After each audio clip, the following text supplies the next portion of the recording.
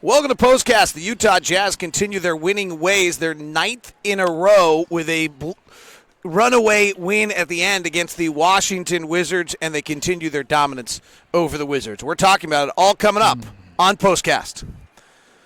POSTCAST is brought to you by the store at 6200 South and 20th East, as well as now at the Gateway. Stop by, get all your, whether it's your weekend needs, your shopping needs, over at either the store at 6200 South and at the Gateway. Find Utah's local products.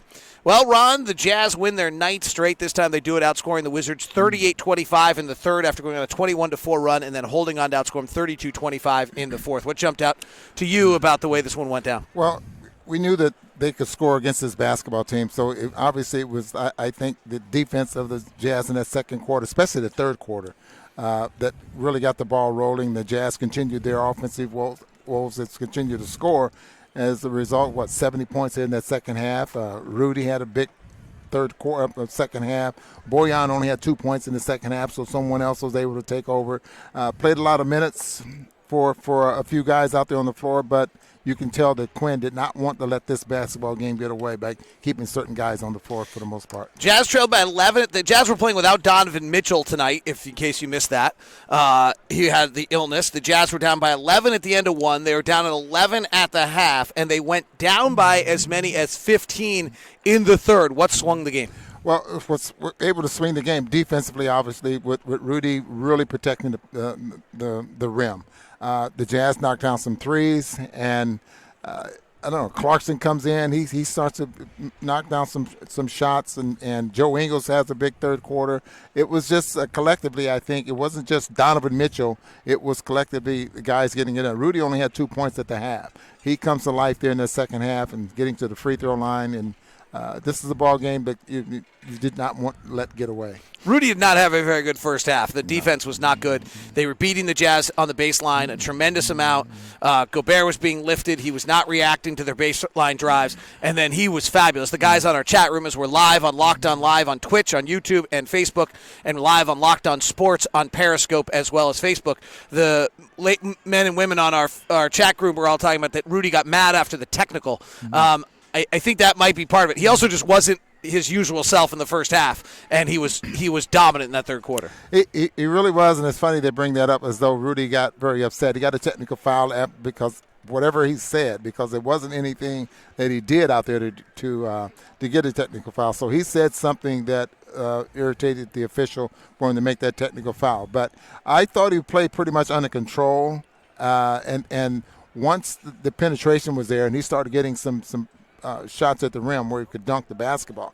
A couple of very impressive plays was one where he was pushed underneath the basket by Mahiney, and he still had to reach back and put it into the basket. And, he was just very good around the rim as usual. The Jazz tonight actually ended up with 24 assists by the end of the night. When the night started, the ball was not moving. It was not moving, and, that's just not Jazz basketball. A lot of times you mentioned one possession or two pass possession, that type of thing. That's just not what the Jazz are, for the most part, good at. Except for one or two players on this team, you just don't see you should not ever see a lot of that. But once they start moving the basketball, they had 10 assists at the game. They ended up with how many? For the night? 24. 24. So things start to click and start to work well for him. Jordan Clarkson, 33 minutes tonight, 34 minutes. He had 23 points, 10 of 22 shooting, so he wasn't incredibly efficient, but he was necessary. What did you see from Jordan Clarkson? Well, first of all, the first half, everyone was a minus in that first half. Now only one player, and that was Tony Bradley for the most part, at the end of the ball game that had a minus number. So Jordan Clarkson I'm learning that you just let him go. He can play the type of ball that the Jazz want to use out there on the floor, but I'm just thinking, you let him go, because I didn't see really one bad shot except for a three that he took on the move down here on the right side of the floor all night long. I just thought he worked his way to to where he was comfortable and was able to get it off. All right, let's take some of the questions in our chat room. Very active chat room. The numbers have been fabulous on the show. Super appreciate you.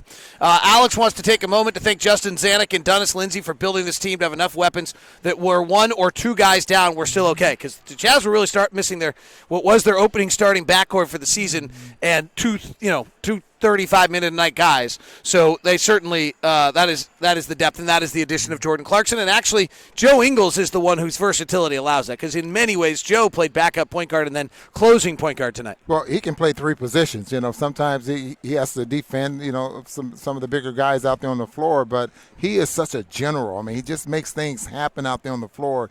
Plays the point, plays the two guard, he plays the three. I mean, he's probably the key to the success of this basketball team. And I think we saw that once his minutes went up early in the year, a month ago or a month and a half ago, and he started playing a little more of the point, not so much just a two-guard position. Emmanuel Mudiay got the start tonight, 30 minutes and no turnovers, Ron.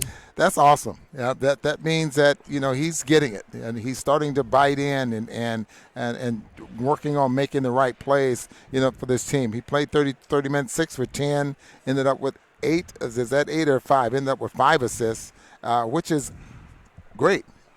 Took 4 3-point shots and made 1, and you can't be upset with the way he's playing. Someone's asking whether or not with the record near the top of the West we have a chance to get 2 All-Stars. It's the only way we have a chance to get 2 All-Stars is to try to be the second team in the West. That's it's going to get down to coaches are going to have to decide, do they believe that the Jazz deserve 2 All-Stars? And if you're second in the West, you have it legitimate. The Lakers have 2 All-Stars. The Clippers are close to having 2 All-Stars. The decision may be Donovan or Westbrook, so that's the question of whether, if you're ahead of Houston, then that's going to help you. So right now the Jazz are tied with the Clippers for second in the Western Conference. Let's see if there's any other questions. Donovan is traveling with the team. Mike Conley is traveling with the team also. We do not know when Mike Conley is coming back, unless Ron knows something I do not know. No. I do know that he's playing some one-on-one at this stage along the way. Justin Wright Foreman's with the team too, which is cool. He deserves to be, and he's been playing really, really well in the G League. So it's good to see him, if you might have seen him on the bench along the way. All right, that is I think that wraps us up. Thanks for all the questions and the great insight, and you guys are awesome, and we appreciate you. The Jazz win tonight. Final score today, 125-116.